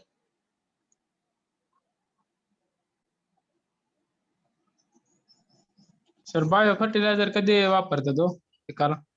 सीड ट्रीटमेंट करताना बिफोर द सोईंग, म्हणजे तुम्ही पेरणी करता समजा, तुम्ही आता खरीप मध्ये जर आता तूर लावत असाल किंवा राईस लावत असाल, तुम्ही पेरणीच्या आधी तुम्हाला ट्रीटमेंट करावं लागेल बायो फर्टिलायझरची बिफोर द सोईंग. म्हणजे तुम्ही समजा आज सोईंग करताय संध्याकाळी किंवा सकाळी, तुम्हाला तासाभरा आधी किंवा अर्धा तास आधी तुम्हाला ते बायो फर्टिलायझर लावावं लागतील. त्याची मेथड आहे लावण्याची. तुम्हाला ते प्रॅक्टिस मध्ये तुम्हाला झालेलं आहे, किंवा आपले जे लेक्चर आहे सेकंड का थर्ड लेक्चर आहे बघा रिगार्डिंग सीड अँड सोईंग, त्या ठिकाणी रायझोबियम आणि जे सीड ट्रीटमेंट आपण करतो त्या ठिकाणी तुम्हाला डिटेल मध्ये शिकवण्यात आलेलं आहे ऑलरेडी. सर एकदा बोला. स्प्लिट ऍप्लिकेशन म्हणजे काय? स्प्लिट करायचं आपल्याला. आपण बघा स्प्लिट म्हणजे काय, दोन तुकडे करणे, बरोबर आहे. सो फर्टिलायझर अप्लिकेशन करताना ते आपल्याला स्प्लिट मध्ये करायचं, म्हणजे भागामध्ये आपल्याला डिवाइड करून ते अप्लिकेशन करायचं आपल्या झाडांना किंवा आपल्या सॉइल मध्ये. जो फॉस्फरस किंवा पोटॅशियम आहे तो आपण एक मुठा, त्याला आपण बेसल डोस म्हणतो. पूर्ण डोस आपण फुल डोस ऑफ फॉस्फरस आणि फुल डोस ऑफ पोटॅशियम आपण एका वेळेस टाकतो जमिनीमध्ये. पण जो नायट्रोजनचा डोस आहे, हाफ डोस नायट्रोजन आपण आधी टाकतो, हाफ डोस आपण नंतर टाकतो आफ्टर द 30 आफ्टर सोईंग. त्याला आपण स्प्लिट डोस ऑफ नायट्रोजन म्हणतो. स्प्लिट म्हणजे त्याला विभागणे, स्प्लिट करणं म्हणजे त्याला पार्टिशन करणं त्या डोसचं. अर्ध आधी टाकायचं, अर्ध नंतर टाकायचं. ओके. सर त्यामुळं काय होतंय? त्यामुळे काय होतं की फर्टिलायझरची बचत होते. आता नायट्रोजनचे तुम्हाला सांगितले लॉसेस, म्हणजे जे नायट्रोजनचे लॉसेस आहेत खूप जास्त आहेत. जमिनीमध्ये तुम्ही नायट्रोजन टाकलाल तर ते पूर्णपणे झाड घेत नाही.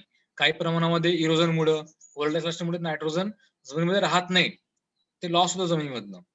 ते मेंटेन करण्यासाठी, लॉस कमी करण्यासाठी आपण नायट्रोजन स्प्लिट डोस मध्ये टाकतो. जो 50% नायट्रोजन डोस आहे मॅक्झिमम यूज करतो सिडलिंग स्टेजला किंवा जर्मिनेशन होतपर्यंत.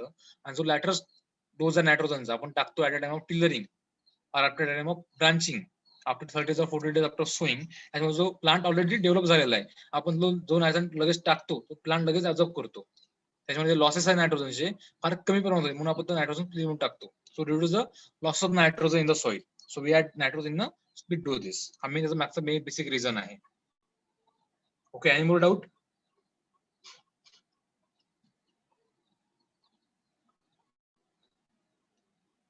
कोणाला डाऊट आहे का लेक्चर मध्ये?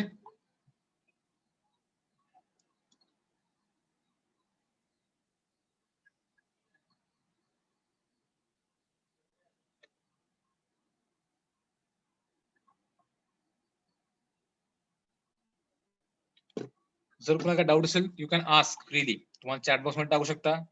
ज्यांना बोलायला इच्छा नसेल किंवा लाजत असेल, so you can ask your message or you can ask your questions on chat box or you unmute yourself and directly you can ask two more questions any regarding fertilizers. हा बोला. Nitrate राईसच्या crop मध्ये म्हणजे का टाकत नाही तुम्ही म्हणलेलं होतं? आता सांगतो बघा. आता वेगळे जे क्रॉप्स आहेत ना, अपटेक करताना त्यांचं वेगळं कॉम्बिनेशन असतं. म्हणजे काय, जो नायट्रोजन अप्लाय करताना किंवा नायट्रोजन अपटेक करतो जो राईस क्रॉप, तो फक्त अमोनिकल फॉर्म मध्ये अप्लाय करतो, दॅट इज NH4.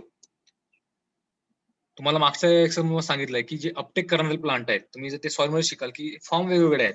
नायट्रोजनचे फॉर्म 3 आहेत, अमाइट फॉर्म, नायट्रेट फॉर्म आणि एक आहे ammoniacal form. So in case of rice crop, जो rice crop ammoniacal form observe करतो, नायट्रेट फॉर्म ऑब्झर्व करू शकत नाही.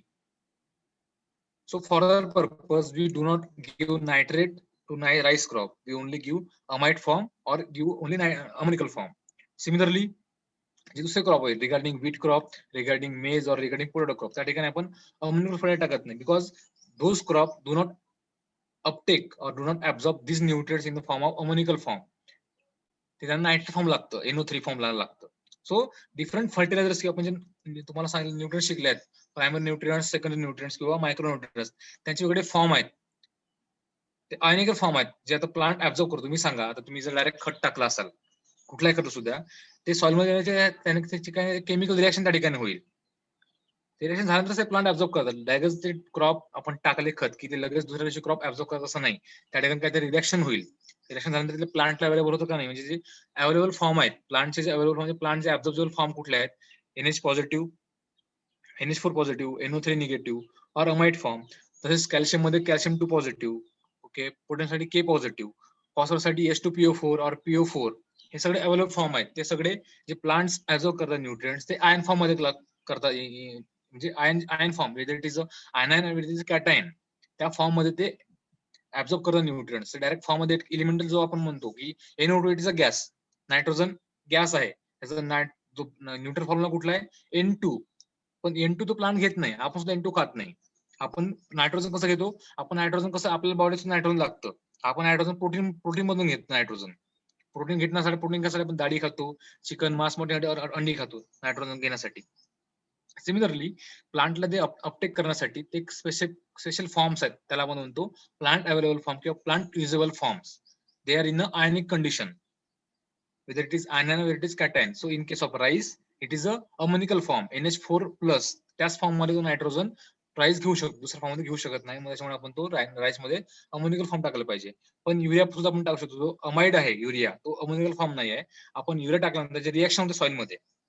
देर are several chemicals present in the soil. Soil is the basis of chemical reactions. तुम्ही chemistry शिकले का मला माहित नाही, पण soil it is a house or it is a basic structural unit or basic home for any several reactions daily occur in rice.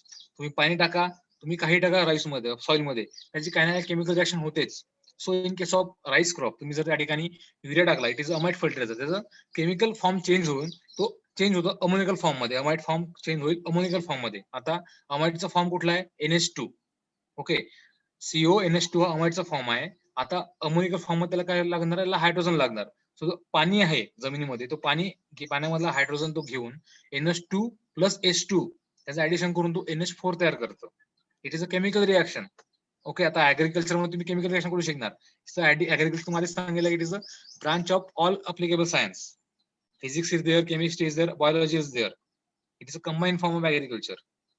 समजून घ्या basic काय आहे ठिकाणी. Okay, it is a chemical reaction that occur in a rice field when we add urea. So urea gone in a chemical reaction to form ammonical fertilizer.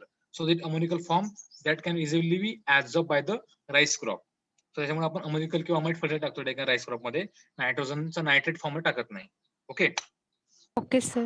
समजलं properly?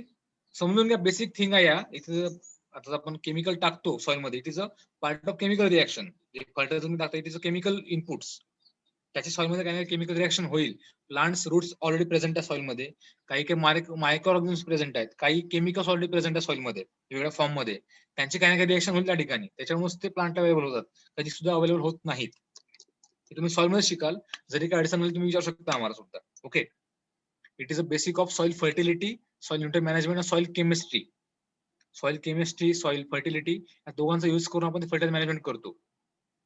It is a very basic and applied science. You have to apply your knowledge also. तुम्ही biology शिकला असेल chemistry मध्ये, reaction त्या ठिकाणी शिकला असता, oxidation is there, reaction is there. So त्याच रिएक्शन आपल्या सॉइल मध्ये सुद्धा होतात. So you have to identify which reaction occurring in there. आता आपण तुम्ही अमाइड फॉर्म टाकताय, म्हणजे युरिया तुम्ही टाकताय सॉइल मध्ये, त्या ठिकाणी हायड्रोजन परत त्या ठिकाणी ऍड होत आहे. So it is a redox reaction or it is a reduction reaction, addition of hydrogen.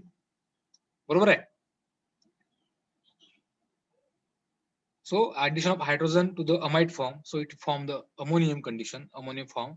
So automatically rice will absorb that. But in case of potassium, तुम्ही पोटॅशियम टाकला तर तो पोटॅशियमला जर तुम्ही ऑक्सिजन जर अटॅच झाला, so it is oxidation reaction. It is form of potassium oxide or potassium hydroxide. So it is unavailable to the crop. ते compound जर फॉर्म झालं तर त्या प्लांटला अवेलेबल होणार नाही. तो याचा आयनिक कंडिशन पाहिजे त्या ठिकाणी. जर आता सॉइल मध्ये तुम्ही बघाल की सॉइल मध्ये वेगवेगळे, सॉइल मध्ये माती आहे, सॉइल मध्ये पाणी आहे, सॉइल मध्ये एअर आहे, सॉइल मध्ये सुद्धा हवा आहे, सॉइल मध्ये बाकीचे केमिकल्स आहेत. तुम्ही सॉइल मध्ये एखादी केमिकल टाकला, पाण्यामध्ये तो डिझॉल्व्ह होणार, त्याची रिएक्शन पाण्यासोबत होणार. पण दुसरे कुठले जर केमिकल्स डायरेक्ट सॉइल मध्ये असतील, त्यासुद्धा बाइंडिंग त्या ठिकाणी एखादी बाइंडिंग ऑप्शन दुसरा कंपाऊंड तयार होईल, जे प्लांट अवेलेबल फॉर्म आहे ते अवेलेबल होणार नाही. This is there are several chemical reaction that occur in the soil. So you have to study that. Step by step you study. Just I have to tell the meaning of that fertiliser reaction. कुठल्या reaction होऊ शकतात, काय काय possibility आहे after the application fertiliser in the soil. So to learn that. हा basic आहे सगळ्या गोष्टी. You have to apply that basic science in agriculture sciences. Okay, any more doubt or any questions? विचारत चला, क्वेश्चन विचारत चला, आमची चांगली रिव्हिजन होते. ओके, म्हणून समजा की ऍग्रोनॉमी असा सब्जेक्ट आहे की सगळ्या गोष्टी तुम्हाला नॉलेज आवश्यक आहे. तुम्हाला सॉइल सायन्सचा नॉलेज पाहिजे, तुम्हाला केमिस्ट्री, फिजिक्स नॉलेज पाहिजे, वॉटरचं नॉलेज पाहिजे. Water knowledge, water management is a part of physics. Soil fertilizer आलं त्या ठिकाणी it is part of chemistry. जर तुम्ही क्रॉप फिजिओलॉजी बघाल, प्लांटची ग्रोथ कशी होते, लीफ साईज, फ्लॉवर स्ट्रक्चर कसं आहे, पानाची वाढ कशी होते, it is regarding plant physiology, is a botanical part. So agronomy मध्ये 4-5 गोष्टींचा तुम्हाला स्टडी करावा लागतो. It is applied study of that basic physical sciences. Okay, you have to basic knowledge, then you can apply easily. So agronomy is a very easy subject. चांगल्या प्रकारे त्याचा अभ्यास करा, काय रोज विचारत चला. ओके, अजून काय डाऊट आहे का? If you have doubt you can ask really. सांगितल्या गोष्टी लिहित चला, तुम्हाला त्याच गोष्टी खूप कामात आहे तुमच्या ऑब्जेक्टिव्ह मध्ये, तुमच्या मिड सेमिस्टरला, तुमच्या एंड सेमिस्टरला सुद्धा. ज्या गोष्टी काय सांगतो मी एक्स्ट्रा, त्याच तुमच्या गोष्टी तुमच्या एक्झाम मध्ये येतील. सॉइल रिएक्शन किंवा कशाचे ऑक्सिडेशन रिएक्शन मध्ये, या गोष्टी तुम्हाला सिलेबस मध्ये नाही आहे ऍग्रोच्या, पण त्या ऍग्रिकल्चर मध्ये किंवा तुम्हाला सॉइल केमिस्ट्री मध्ये आहे. आणि तुम्हाला एक्झाम मध्ये सॉइलचा सुद्धा क्वेश्चन ऍग्रो मध्ये विचारला जाईल, ऍग्रोचा क्वेश्चन सॉइल मध्ये सुद्धा विचारला जाईल. विचारू शकता, त्याचा काय म्हणजे स्कोप भरपूर आहे ऍग्रिकल्चर मध्ये, कुठला क्वेश्चन कुठे विचारू शकतो, त्याचा रिलेशन तुम्हाला काढता आला पाहिजे व्यवस्थित. स्टार्टर सोल्युशन कंपोजिशन सांगा सर. 2%, 3%. आता स्टार्टर सोल्युशन म्हणजे काय? One question from Swarup Bahirat. Okay, starter solution means what? जे स्टार्टर सोल्युशन आहे, आता स्टार्टर सोल्युशन म्हणजे काय? आपण ते सीडलिंग आपण ट्रान्सप्लांटिंग करतो, weather it is a vegetable seedling, weather it is a rice seedling, weather it is a sugar seedling, आपण त्याची चांगली ग्रोथ व्हायला इनिशियल फर्टिलायझर डोस किंवा त्याला इनिशियल न्यूट्रिशन द्यायला आपण ते स्टार्टर सोल्युशन देतो. आता जसं आपण एखाद्या हॉटेलमध्ये गेलो, आपण मागतो स्टार्टर मध्ये काय आहे, पापड आहे, काय आहे, काय आहे, ते जेवणाची सुरुवात करायसाठी होते ना. तर स्टार्टर सोल्युशन म्हणजे काय की त्या झाडांना काहीतरी खायला पाहिजे, स्टार्टिंग करण्यासाठी आपण त्याला स्टार्टर सोल्युशन प्रोव्हाइड करतो. It is a liquid form solution. It is a 2% of urea, 2% of DAP, whether it is 2% of any fertilizer solution. आता ते कसं बनवायचं? 2 किलो तुमचं युरिया घ्या 10 लिटर मध्ये, 1 लिटर मध्ये. So it is a 2% solution. Okay, म्हणजे 100च्या पर्सेंटेज मध्ये 2 किलो टाकलं त्या ठिकाणी 2% सोल्युशन. सो मॅक्झिमली 5% सोल्युशन तुम्ही स्टार्टर बोलून तुम्ही टाकू शकता. Okay, it is a composition of आणि solution part, solution, whether is urea solution, it is DAP or it is a micro nutrient. 2%, 3%, 5% तुम्ही स्टार्टर सोल्युशन बनवू शकता. ओके, आणि परत क्वेश्चन आहे प्रत्येक गायकवाडचा ACR 28. सॉइल ऑर्गॅनिक फर्टिलायझरचे केमिकल फर्टिलायझर पेक्षा कॉस्ट जास्त असतात का? हो. जे ऑर्गॅनिक फर्टिलायझर्स आहेत, आता त्यांची मार्केट जास्त वाढायला लागली आहे. जे कॉस्ट ऑफ कल्टिवेशन आहे ऑर्गॅनिक कल्टिवेशन मध्ये जास्त आहे. बघ, परत जे ऑर्गॅनिक फर्टिलायझर्स आहेत ते मार्केटमध्ये इझिली अवेलेबल होत नाही, त्याची कॉस्ट जास्त असल्यामुळं, आणि ते लोक सुद्धा प्रिफर करत नाही, बिकॉज त्यांच्यामध्ये जे कंटेंट्स आहेत ते कमी असतात ऑर्गॅनिक फर्टिलायझर, पण त्यांचा जो मॅक्झिमम इफेक्ट आहे तो सॉइल मध्ये जास्त प्रमाणात राहतो. It increases the soil health, increase the soil productivity, increase the soil fertility, organic fertilizers. Okay, म्हणजे कॉस्ट जास्त असते त्यांची as compare to chemical fertilizers. तुम्ही बघाल की तुम्ही FOM बघा, कंपोस्ट बघा वेगवेगळे, किंवा वर्मी कंपोस्ट बघा, 10 ते 15 टन तुम्हाला टाकावं लागतं, 10 ते 15 टन पर हेक्टरी. आणि तुम्हाला फर्टिलायझर टाकायचं तुम्हाला 100 kilo, 200 kilo, 300 kilo maximum. Cost कुठं ना कुठं खूप जास्त असणार आहे. तुम्ही 10 टन टाकायला जाल FOM ची कॉस्ट किती जाते? 40-50 रुपये जातं FOM, किंवा तुम्ही टाकाल तर कुठलं आपलं वर्मी कंपोस्टची कॉस्ट खूप जास्त आहे. ऑर्गॅनिक फर्टिलायझर महाग जातं. तुम्हाला याचा तुम्हाला चांगल्या प्रकारे फार्मिंग करायची आहे, ऍग्रिकल्चर करायचं, तुम्हाला दोघांचं इनपुट चांगला करावं लागेल. 50% of nitrogen, 50% of chemical, 50% of organic. Okay, हे दोन्ही जर तुम्ही इफेक्टिव्हली यूज कराल तुम्हाला चांगला बेनिफिट भेटणार. One message from Vishal, ACR 82. Water soluble fertilizers and water unit fertilizer difference explain करा. आता जे फर्टिलायझर वॉटरमध्ये डिझॉल्व त्याला आपण वॉटर सोल्युबल फर्टिलायझर म्हणतो, आणि जे फर्टिलायझर आपण वॉटरमध्ये सोल्युबल नाही आहेत त्यांना आपण वॉटर इन्सॉल्युबल फर्टिलायझर म्हणतो. सिंपल क्वेश्चन आहे. ओके, काही काही फर्टिलायझर रिगार्डिंग फॉस्फरस, ओके, जे आपण पलाश म्हणतो, त्या ठिकाणी दे आर सायट्रिक सोल्युबल आणि another is water soluble. SSP आहे किंवा DAP आहे, ते पाण्यामध्ये विरघळतात, त्यांना आपण म्हणतो वॉटर सोल्युबल, आणि जे पाण्यात विरघळतात त्याला इन्सोल्युबल म्हणतात. ओके, सॉइल मध्ये केमिकल रिएक्शन होते ऑलरेडी. पाऊस पडला की सॉइलची कंडिशन वेगळी होते, सॉइलची कंडिशन ऍसिडिक होईल, बेसिकली सांगता येत नाही. ज्या ठिकाणी ऍसिड सोल्युबल फर्टिलायझर्स आहेत, ऍसिड सोल्युबल मध्ये ऍसिड मध्ये डिझॉल्व होतात, जे पाण्यामध्ये पाण्यामध्ये डिझॉल्व होतात. No any difference. Okay, it very easy term. आता तुम्ही 12वी करून पास झाले ते पण सायन्स मध्ये, तुम्हाला सोल्युबिलिटी इन वॉटर तुम्हाला कळली पाहिजे. एवढं बेसिक क्वेश्चन तुम्ही विचारत आहे एसीआरटी 2 विशाल. थोडा स्वतः डोकं वापरा. सोल्युबिलिटी म्हणजे काय?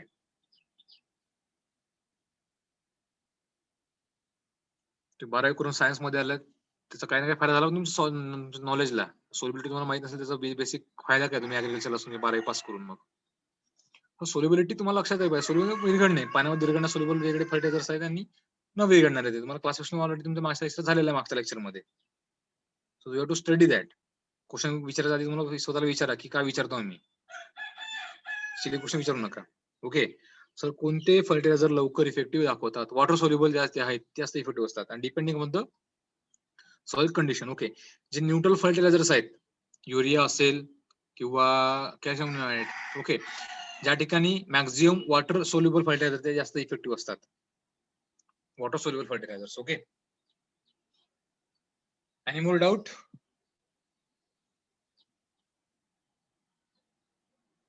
विशाल ओलेकर, नाव आपलं ओलेकर आहे रे. सोल्युबल ओलेकर, सेम मिनिंग होतो. लक्षात ठेवा, सारखे म्हणजे क्वेश्चन जरा विचारता बरोबर विचारत चला, सगळ्यांना समजलं पाहिजे. ठीक आहे, कोणाचं अंडरस्टँडिंग होत नाही कधी कधी, doesn't matter. Okay, if you have more questions regarding that lecture you can ask. तुमचं उद्या पण लेक्चर होईल. आपण उद्या मॉर्निंगला किंवा दुपारी लेक्चर घेऊ, डिपेंड ऑन टाइम परमिट्स. सकाळी कोणतं लेक्चर असेल तर तुम्हाला उद्या पण आपण लेक्चर घेऊया. ओके, अटेंडन्स तुमच्या ग्रुपवर टाकलेली आहे. If you have any doubt you can ask questions more.